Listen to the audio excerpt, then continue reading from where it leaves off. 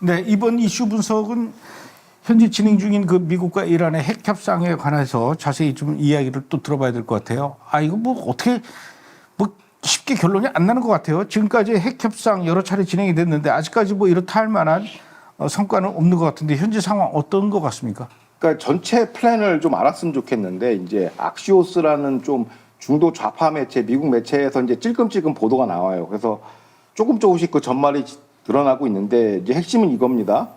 그러니까 아까 이유진 PD가 얘기한 것처럼 저농도 우라늄 농축을 허용할 거냐 안 할 거냐가 이게 쟁점인데 미국이 어떤 제안을 했냐면 그 저농축 우라늄은 이제 평화적 민수용 원전 발전이죠. 그러니까 핵 무기용 고농축이 있고 그거 고농축을 안 하는 대신에 우리가 저농축 우라늄 농축을 허용하겠다. 근데 허용하는 방식이 이겁니다. 그러니까 영내 우라늄 농축 컨소시엄 회사를 만들어요. 그러니까 미국, 이란, 사우디, 아랍에미리트, 카타르, 투르키에 등이 모여가지고 저농축 우라늄만 생산을 하는 거예요. 그걸 생산해서 이제 민수용으로만 써라.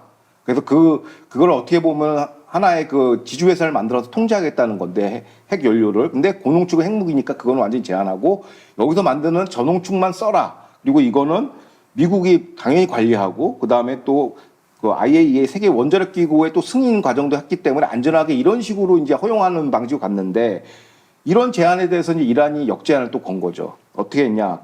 영내 우라늄 농축 컨소시엄 제안에 대해서 어떻게 조건을 달았냐면 이란 영토 내에 그 컨소시엄을 만들어라. 그러니까 자기네들이 생산하겠다는 거죠. 근데 이거에 대해서 이제 이스라엘이 이제 문제 삼고 있는 거고 미국 현지에서도 반발 여론이 큰 걸로 알고 있습니다. 왜냐하면 저농축 우라늄을 받아 쓰고 그거를 또 재처리해가지고 핵무기 용도로도 활용이 가능하다고 그러더라고요. 그래서 이거를 뭐 감시 감찰할 방법이 굉장히 어렵다는 거예요, 기술적으로. 그래서 이번 협상에 대해서 비관적인 의견이 지금 미국에서도 속속 터져 나오고 있습니다. 그래서 그런가 봐요. 지금 그 미국하고 이란하고 핵 협상이 별로 이렇게 진전이 없고 지지부진한 이유가 지난 10년 전에 그 오바마 대통령 시절에 이란과 그 맺었던 JCPOA 핵 협정과 별다르게 차이점 없이 진행되고 있다. 그래서 아마도 결론을 내려도 그때하고 지금하고 별로 이렇게 다른 결론이 나오지 않을 것 같다. 이런 얘기가 있어요. 그렇죠. 이제 지난 31일 날 이제 이스라엘 채널 12하고요. 12뉴스하고 이제 영국의 가디언 매체 칼림스트가 이제 공동으로 참여한 대담 프로그램에서 바이든 행정부의 그 국가안보보좌관이죠. 제이크 설리반 전 보좌관이 이렇게 얘기를 했습니다. 트럼프 행정부 인사와 내가 소통하는 건 아니지만 지금 진행되는 형태가 과거 트럼프가 폐기한 2015년 오바마 JCPOA 포괄적 공동 핵 합의랑 거의 비슷하다라고 얘기를 하고 있어요. 그러면서 결국에는 우리가 옳았다는 걸 트럼프가 역설적으로 입증하는 거 아니냐라면서 자기 그 민주당 정권의 핵 정책을 지금 옹호하고 있고 이어서 뭐라고 트럼프 행정부는 얘기하냐면 기존 민주당 정권의 핵 협상과 차별화를 강조하겠지만 본질적으로는 같을 것이라고 얘기를 하고 있습니다. 근데 앞전에도 저희가 이제 뷰리티비에서 허드슨 연구소를 인용해서 말씀드렸지만 거기서도 오히려 JCPOA보다 더 계약적인 합의안이 나올 가능성이 있다라고 좀 우려를 하고 있습니다. 미국 현지 안보 싱크탱크도 그런 분위기라 이 협상 기조에 대해서 여론이 그렇게 썩 좋은 것 같지는 않아요.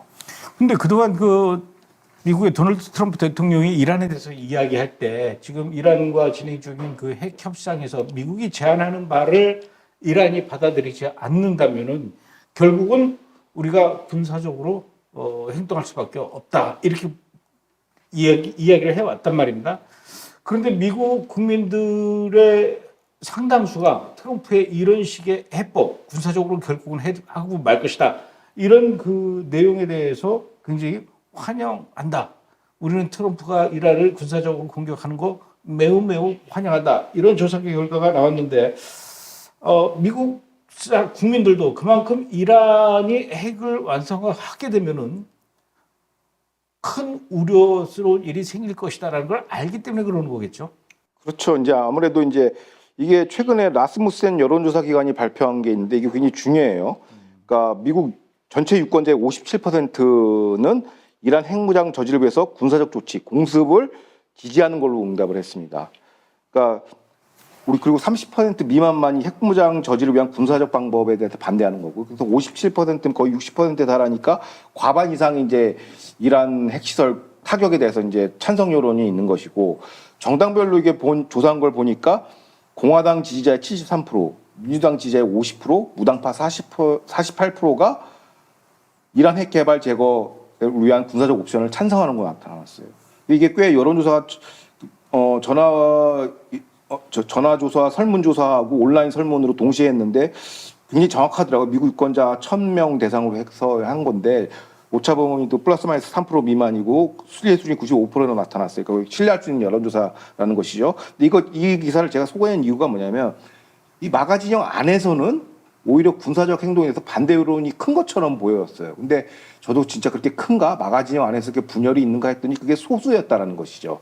그러니까 관료 몇 명이 좀 반대하는 거고 고립주의 성향이 좀 반대하는 거고 또 마가 진영이 어떻게 보면 뭐 요즘 표현대로 뭐냐면 이제 농객, 터커 칼슨슨 같은 이제 인플루언서들만 이제 이란 공격을 반대하고 있다라는데 이게 보기에는 이게 더 마가 진영 전체가 반대하는 거 아니야라는 저도 우려를 했었는데 실제로 이번 여론조사를 해보니까 실질적인 유권자들은 찬성하고 있다는 게 드러난 것이죠. 그래서 이게 어떤 의미냐?